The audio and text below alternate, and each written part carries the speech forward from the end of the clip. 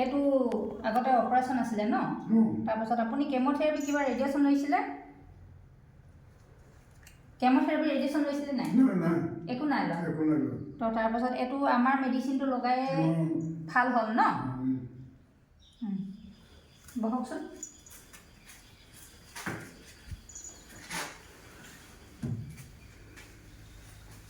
তো যিটো খোৱা দৰৱ দিছিলে ন সেইটোতো শেষে হ'ল তাৰপিছত এই বাকীখিনিতো অলপ নামটো আছে আৰু এতিয়া আপুনি খোৱা আৰু সেইটো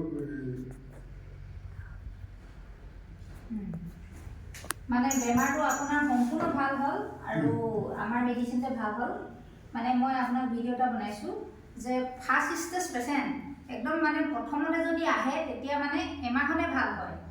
বহুত মানুহে ভুল কাম কৰে, বহুত ডাঙৰকৈ আহে যে ডাঙৰ হ'লে মানে অলপ দিগদাৰ হয়। মানে এনেকুৱা ফাৰ্ষ্ট ষ্টেজ পেচেণ্ট এক মাহতে আৰু আগতো আমি ভাল কৰিছোঁ কেইবাজন পেচেণ্টৰ, তেখেতে খাই ভাল পালে আৰু এতিয়া সম্পূৰ্ণ তেখেতৰ নাইকিয়া হ'ল, জেগাটো মানে সম্পূৰ্ণ হেৰি হৈ গ'ল। তো একমাহ মানে খোৱাৰ পিছত সম্পূৰ্ণ ভাল হোৱাৰ পিছতো তেখেতক আমি আৰু 2টা টিপা দিম, মানে একমাহ বেছিকৈ খাব দিম। একমাহ বেছিকৈ খাব দিম, 1 মাহ বা 2 মাহ বেছিকৈ খাব দিম তেখেতক, কিয়নো বেমাৰটোৰ ভিতৰত সোমাই থাকে, সেইটোৰ কাৰণে 1 মাহ বা 2 মাহ বেছিকৈ খাব দিয়া হয়। তো আপুনি মেডিচিনটো খাওঁতে কিবা কেনেকুৱা ধৰণৰ অসুবিধা পাইছিলে বা পোৱা নাই সেইটো অকণমান ক'ব নেকি? অসুবিধাটো নাই, একো নাই মানে পানীৰ লগত মানে গঢ়ি নাযায়তো, গোটা হৈ থাকে যে সেইটোৱে তেনে গোটাহে মানে দি দিবলগীয়া হয়। যদি পানীৰ লগত মিহলি হৈ যায় তেতিয়াহ'লে পানীৰ লগত মিহলি হ'ব, অকণমান সময় দেৰি মানে অকণমান সময়লৈকে ভিজাই থ'ব লাগিব, 10-5 মিনিটমান ভিজাই থৈ দিব। ভিজাই থৈ দিলে মানে এইটো মানে পানীৰ লগত মিক্স হৈ যাব। পাউডাৰ ন, এইটো সম্পূৰ্ণ মেজৰ মেডিচিন এনেকুৱা। আৰু যদিহে এইটো শুকুৱাই থোৱা নাথাকিলে মানে এইটো যদি শুকুৱাই থোৱা নাথাকে তেতিয়াহ'লে কেঁচাও দিওঁ আমি। আগতে কেঁচাই দিছিলোঁ, বহুত মানুহৰ ঘৰত ফ্ৰিজ নাথাকে, সংৰক্ষণৰ ব্যৱস্থা নাথাকে, সেইটো কাৰণে মানে আমি এনেকুৱা পাউডাৰ ছিষ্টেম বনাইছোঁ। তেখেতক এতিয়া আমি এই 2টা খাব দিম, তাৰপিছত তেখেতক চাই ল'ম আমি 6-7 মাহমান চাই ল'ম, বেমাৰটো আকৌ হৈছে নেকি চাম। এতিয়াতো সম্পূৰ্ণ ভালেই হৈছে তেখেতৰ, একো খোৱা বোৱা একো প্ৰব্লেম নাই।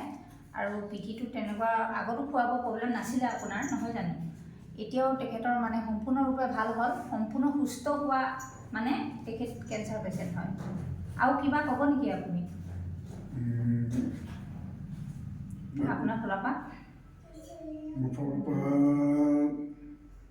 ক'বলগীয়াতো নায়েই, কাৰণ বাইদেউ মানে দৰৱ খাই মেলি 1 মাহত মানে বাইদেউ যেনেকুৱা মানে খাবলৈ দিছিলে, যেনেকুৱা লগাবলৈ দিছিলে, যেনেকুৱা সেইটো কৰিবলৈ দিছিলে, তেনেকুৱাই মানে সম্পূৰ্ণ 1 মাহ মানে কৰি মেলি 1 মাহ মানে 3 সপ্তাহতেই মানে ক'বলৈ গ'লে ভাল হৈ গ'ল মানে শুকাই মেলি মানে। তাৰপিছত 1 মাহ পূৰা কৰিলোঁ আৰু তাৰপিছত এই আহিলোঁ আৰু বাইদেউ। এইটো মেডিচিনটো মানে সম্পূৰ্ণ মানে বেমাৰটো নাইকিয়া কৰি দিয়ে। এইটো মানে আপোনাৰ যে আৰু হোৱাৰ চান্স নাথাকে। যদি কিবা নিচিনাকৈ যদি এনেকৈতো মানুহৰ বেমাৰ হয়েই, আৰু যদি কিবা নিচিনাকৈ হয় মানে আকৌ খাই দিব লাগে। সেইকাৰণে বেছিকৈ মেডিচিনো আমি অভাৰ খুৱাই নাথাকোঁ আপোনাক। এইটো মাহ দি পিনি আৰু নোখুৱাওঁ আৰু আপোনাক।